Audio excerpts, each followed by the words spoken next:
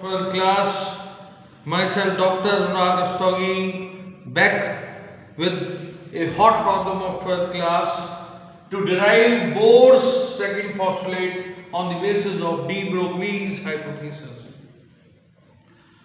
बच्चों, de Broglie ने कहा a wave is associated with each and every moving particle.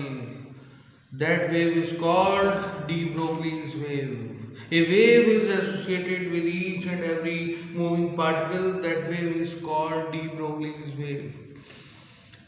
बच्चों, इसका best example, a cricketer is hitting a ball. Suppose Tendulkar ने ball को hit किया, बॉल आपके कान के पास से गुजर गई. आपको आवाज आएगी कि नहीं आएगी? आवाज आएगी तो जो साउंड होती है बच्चों वो वेव होती है.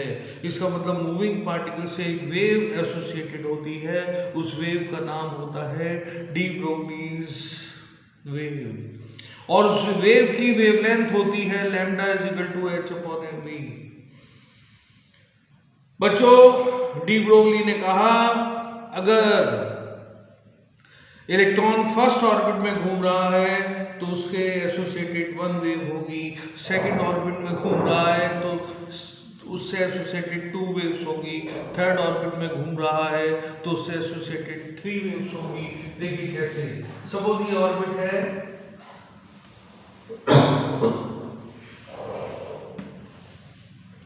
सपोज ये थर्ड ऑर्बिट है. 1 2 3 4 5 6. बच्चों आप जानते हैं एक वेव के अंदर दो लूप्स होती हैं. एक वेव ये हो गई, 3 और 4 से एक वेव बनी, 5 और 6 से एक वेव बनी.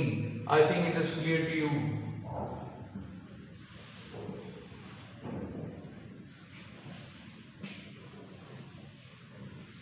One wave, two wave, three wave.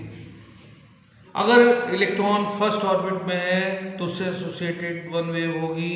Second orbit में है तो उससे एसोसिएटेड दो वेव होंगी. थर्ड ऑर्बिट में तो उससे एसोसिएटेड थ्री वेव्स होंगी. और अगर nth ऑर्बिट पे है तो उससे एसोसिएटेड n वेव्स होंगी. इसका मतलब ऑर्बिट का जो सर्कमफेरेंस है 2 पाई r n लैम्डा के बराबर होना चाहिए. राइट.